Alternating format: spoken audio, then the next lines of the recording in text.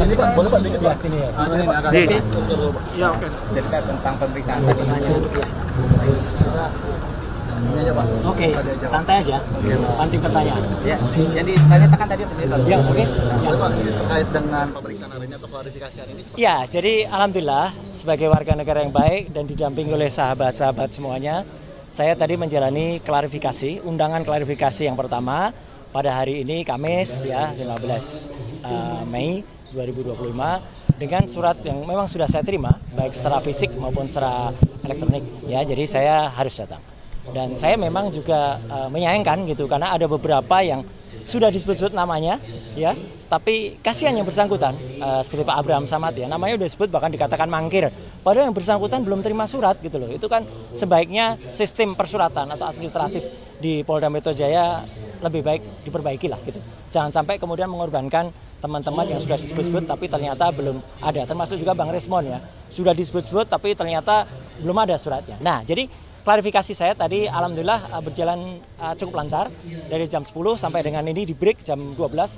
Saya apresiasi kepada Polda Metro ya karena memberikan kita kesempatan yang sangat baik untuk melakukan sholat zuhur bersama-sama, dan saya tadi bisa ikut di sini dan juga nanti kita diberikan waktu untuk kemudian lunch gitu.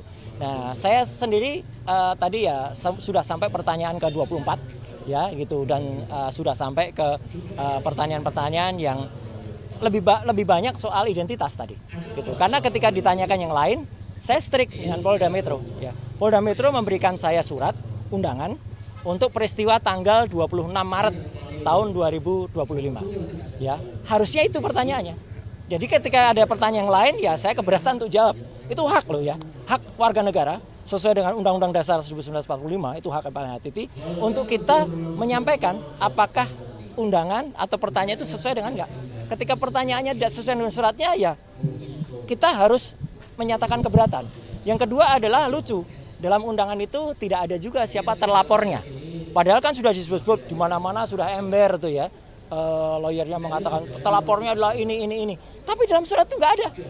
Jadi kalau dalam surat itu nggak ada ya kita nggak wajib gitu melakukan klarifikasi. Pelapornya ada Joko Widodo ya. Pasal-pasalnya banyak banget gitu ditulis. Tapi terlapornya nggak ada. Nah, terlapor ini penting ya teman-teman.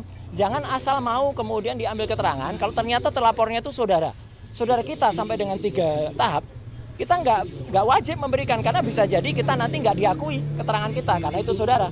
Apalagi yang terlapor itu misalnya kita sendiri ya. Jadi kita nggak usah ngasih jawaban karena kita berhak untuk diam, berhak untuk tidak memberikan keterangan kalau memang itu tidak tertulis. Jadi terlapornya tidak ada. Ini penting banget ya, terlapornya ada. Yang kedua adalah locus delicti dan tempus delicti 26 Maret itu saya berpegang ke situ. Jadi kalau bukan itu yang ditanyakan, saya keberatan untuk jawab. Kemudian satu lagi adalah barang buktinya. Itu disebut Undang-Undang Informasi Elektronik bla bla bla bla. Mohon maaf sekali lagi, saya ikut merumuskan Undang-Undang Informasi dan Transaksi Elektronik. Jangan sembarangan menggunakan pasal itu untuk mempidanakan orang.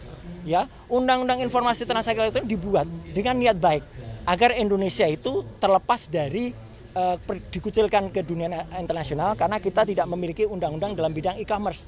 Jadi pasal-pasal itu adalah misalnya untuk 32 dan 35. Itu misalnya untuk seseorang ngirim bukti transfer kepada teman. Tapi bukti transfer direkayasa, diutak-utik. 1 juta dijadikan 10 juta. Nah, itu yang dipidana. Ada orang misalnya ya posting ini ijazah asli gitu ya. Tapi ternyata yang punya ijazah nggak mengakui kalau itu asli. Ya, kader partai itu. Ya, dia yang harusnya bisa kena itu. Dia bisa kena 8 tahun atau 12 tahun. Sedangkan Dr. Resmon, Dr. Tifa, saya tidak melakukan apapun terhadap barang elektronik. Dan yang penting apa? Barang elektroniknya nggak ada. Jadi dokumennya saya tadi tanya, mana dokumen yang dilaporkan? Nggak ada, Pak. Loh, kalau nggak ada ya gimana penyidik? Gitu loh. Kenapa nggak ada dokumen elektronik? Ini Undang-Undang Informasi dan Transaksi Elektronik. Pasal 5 ayat 1-nya harus ada dokumen elektronik. Jadi kalau dokumen elektroniknya nggak ada, sama saja dengan kita tiba-tiba Bang Rustam ini tiba-tiba dituduh melakukan, maaf ya, pembunuhan. Tapi mayatnya nggak ada. Gimana bisa dituduh beliau melakukan pembunuhan? Bahkan kalaupun ada mayatnya diperiksa dulu, diforensik dulu. Benarkah mayat itu terbunuh atau dibunuh? Kalau Bang Rusman tiba-tiba ngaku aja oh iya saya mau, ya kasihan beliau dong. Jadi saya ngajak teman-teman untuk lebih berpikir ya, termasuk juga penyidik ya. Jangan Anda mau ya diminta untuk mencantumkan pasal-pasal yang bukan peruntukannya gitu loh. Jadi tiga itu yang kemudian saya pertanyakan, ya diselundupkan pasal itu. Jadi sekali lagi teman-teman, saya tetap mengapresiasi Polda Metro dan saya cepat ya jam 10 tadi itu sudah 24 pertanyaan. Ya kalau rata-rata pada sampai 40-70 ya insya Allah nggak sampai sore ya atau nggak sampai malam lah. Mungkin sore nggak apa-apa lah kami ngobrol-ngobrol sambil ngasih kuliah kan nggak apa-apa. Gitu. Jadi kita ngasih kuliah tentang undang-undang ITE tadi di dalam itu. Ini naskah akademiknya gini. Ini harusnya pasal ini digunakan. Oh siap bang. Itu. Jadi itu yang benar, jangan asal mau kita dipaksa. Orang itu harus tahu hukum, tapi jangan sampai orang itu kemudian dipaksa untuk menjalankan hukum yang tidak pada semestinya. Itu saya kira. Pak Roy, ini kan tadi kan juga disebutkan di tanggal 26. Sebenarnya apa sih yang terjadi? Karena kan sebelumnya kemarin Pak Michael juga sempat ditanyakan tanggal 26 itu apa sebenarnya yang terjadi, Pak? Saya tidak berhak menjawab tanggal 26 itu apa. Nanti saya dikira ST. Yang jelas tanggal 26 itu saya sedang melaksanakan buka bersama ya di rumah makan Oma apa gitu ya. Itu kegiatan saya. Ya, yang lain ya saya nggak tahu, silahkan penyidik tahu. Yang jelas saya tanggal 26 itu kita lagi buka bersama dengan komunitas otomotif saya. Itu di rumah makan di daerah Kemang. Silahkan diperiksa di situ. Kalau ada CCTV saya cek di situ. Tapi perkara apa yang terjadi, silahkan ditanyakan ke yang lain yang tahu. Saya keberatan untuk menjebak teman-teman yang lain. Nggak boleh juga kita. Kita tuh di situ diajak jujur tapi juga harus cerdas. Jangan kita jujur tapi malah nyeret-nyeret yang lain. Gitu loh. Ya, jadi saya juga ajak jujur ke kepolisian.